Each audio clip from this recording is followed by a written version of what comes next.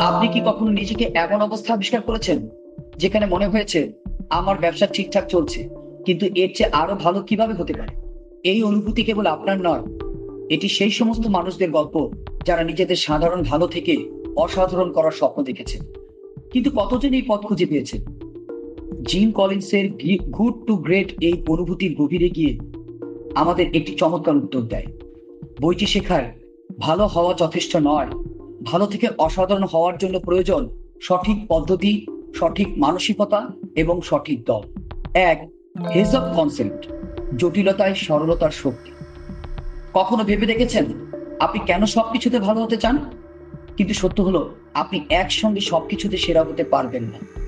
বাস্তব উদাহরণ হলো 1970-এর দশকে ওয়ালগ্রিনস ফার্মেসি যখন প্রতিযোগিতায় পিছিয়ে পড়ছিল, তখন তারা তিনটি গুরুত্বপূর্ণ প্রশ্নের উত্তর খোঁজে। এক, তারা কিভাবে সেরা হতে পারে? উত্তর হলো সুবিধাজনক ফার্মেসি পরিষেবার মাধ্যমে। দুই, তাদের অর্থনৈতিক শক্তি কোথায়? প্রাত্যহিক পণ্য সহজলভ্য করে বেশি বিক্রি করা। তিন, তারা কি করতে ভালোবাসে? উত্তর হলো গ্রাহকদের অভিজ্ঞতা সহজলভ্য করা। এই তিনটি প্রশ্নের উত্তর পাওয়ার পর তারা প্রতিটি দোকান এমন স্থানে খুলতে শুরু করে যা জনবহুল এলাকায় এবং সহজে প্রবেশযোগ্য, যার ফলাফল মাত্র কয়েক বছরের মধ্যেই ওয়ালগ্রিনস যুক্তরাষ্ট্রের শীর্ষ ফার্মেসি চেইন হয়ে ওঠে। আপনার ব্যবসার সত্যিকারের শক্তি খুঁজে বের করুন। কোথায় আপনি সেরা হতে পারেন সেটিতে মনোযোগ দিন। অপ্রাসঙ্গিক সবকিছু বাদ দিয়ে একটি বিষয়ে পারদর্শী। দুই, লেভেল 5 নেতৃত্ব, বিনয়ী কিন্তু অপরাজেয়। একটি প্রতিষ্ঠানকে শীর্ষে নিয়ে যেতে হলে কেমন নেতা প্রয়োজন? শক্তিধর, আত্মকেন্দ্রিক, নাকি নম্র কিন্তু দৃঢ়? জিম কলিন্সের মধ্যে সত্যিকারের সেরা নেতারা বিনয়ী কিন্তু অপরাজেয়। তারা নিজেকে নয়, প্রতিষ্ঠানের ভবিষ্যৎকে সবসময় অগ্রাধিকার দেয়। বাস্তব উদাহরণ হলো কিম্বার্লি ক্লার্কের সিইও ডারন স্মিথ। তিনি কোম্পানির সেরা সম্পদ কাগজ কলগুলো বিক্রি করার সিদ্ধান্ত নেন। এটি ছিল একটি সাহসী পদক্ষেপ, তবে তার দূরদর্শিতার জন্য কোম্পানিটি কনজিউমার ব্র্যান্ডে বিনিয়োগ করে এবং ক্লিনেক্স ও হাগিজের মতো পণ্য দিয়ে বাজারে আধিপত্য তৈরি করে, যার ফলাফল আজ কিম্বার্লি ক্লার্ক বিশ্বজুড়ে একটি আইকনিক নাম। সত্যিকারের নেতৃত্ব হলো দূরদৃষ্টি আর বিনয়ের মিশ্রণ। নিজের স্বার্থের চেয়ে প্রতিষ্ঠানের ভবিষ্যৎকে অগ্রাধিকার দিন। তিন, ফ্লাইহুইল এফেক্ট, সাথে থাকুন, এখনো গুরুত্বপূর্ণ পয়েন্ট বাকি আছে। লাইক দিতে ভুলবেন না। ছোট ছোট জয় থেকে বড় সাফল্য। আপনি কি কখনো ভেবেছেন যে সাফল্যের জন্য একটা বড় পরিবর্তন দরকার? আসলে সাফল্য আসে ধাপে ধাপে। ছোট ছোট জয়গুলো একসময় বিশাল সাফল্যের ভিত্তি তৈরি করে।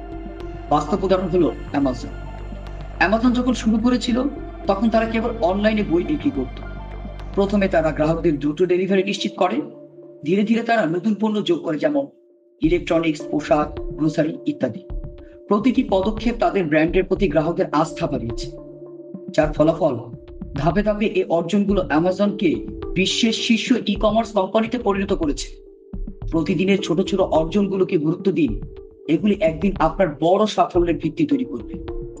চার, ফার্স্ট হু দেন হোয়াট, সঠিক মানুষকে সঠিক জায়গায় বসান। আপনার কি মনে হয় কৌশলী সফলতার চাবিকাঠি? আসলে সঠিক মানুষই সফলতার আসল চাবিকাঠি। বাস্তব উদাহরণ হলো ওয়েলস ফার্গো। তারা তাদের দলে এমন কর্মীদের নিয়োগ করে যারা শুধু দক্ষ নয়, বরং কোম্পানির সংস্কৃতির সঙ্গে মানিয়ে নিতে পারে। তারা আগে সঠিক নেতৃত্ব এবং কর্মী নির্বাচন করে, এরপর এই দল নিজেদের কৌশল নিজেরাই তৈরি করে, যার ফলাফল কঠিন প্রতিযোগিতার মধ্যেও তারা শীর্ষ স্থান ধরে রাখে। সঠিক মানুষদের আপনার দলে রাখুন। এটি ভালো দল সবসময় সেরা কৌশল খুঁজে বের করবে। পাঁচ, বাস্তবতার মুখোমুখি হওয়া, সাহসের শক্তি। আপনার ব্যবসায় কিছু সমস্যা কি আপনাকে অস্বস্তিতে ফেলছে? সমস্যা এড়ানো নয়, বরং সেটির মুখোমুখি হওয়া ভালো সাফল্যের আসল উপায়। বাস্তব উদাহরণ হলো প্রকার নামক মুদি দোকান। তারা একসময় বুঝতে পারে যে গ্রাহকরা সুপার স্টোরের দিকে ঝুঁকছে। তারা তাদের ছোট দোকানের মডেল বাদ দিয়ে সুপার স্টোর তৈরি করতে শুরু করে। এতে তাদের প্রচুর অর্থ খরচ হয় এবং ঝুঁকিও ছিল, কিন্তু তারা জানতো এটি ভবিষ্যতের পথ, যার ফলাফল ক্রোগার আজ যুক্তরাষ্ট্রের শীর্ষ মুদি চেইন। কঠিন সত্যের মুখোমুখি হতে ভয় পাবেন না, সমস্যাকে স্বীকার করুন এবং ভবিষ্যতের জন্য নতুন কৌশল তৈরি করুন। ছয়, শৃঙ্খলার সংস্কৃতি, স্বাধীনতা এবং জবাবদিহি মিশ্রণ। কর্মীদের স্বাধীনতা দেওয়া মানে কি শৃঙ্খলা হারিয়ে ফেলা? না, স্বাধীনতা এবং শৃঙ্খলার ভারসাম্যই সকল প্রতিষ্ঠানের ভিত্তি। বাস্তবতা হলো নিউকন। এটি একটি ইস্পাত কোম্পানি। তারা তাদের কর্মীদের সিদ্ধান্ত নেওয়ার স্বাধীনতা দেয়, কিন্তু তারা নিশ্চিত করে যে প্রতিটি কর্মী তার কাজের জন্য জবাবদিহি করবে। এই সংস্কৃতি তাদের কর্মীদের আরো উদ্ভাবনী এবং ফলপ্রসূ করে তোলে, যার ফলাফল নিউকন আজ ইস্পাত শিল্পে অন্যতম লাভজনক কোম্পানি। কর্মীদের স্বাধীনতা দিন, কিন্তু জবাবদিহি সংস্কৃতি বজায় রাখুন।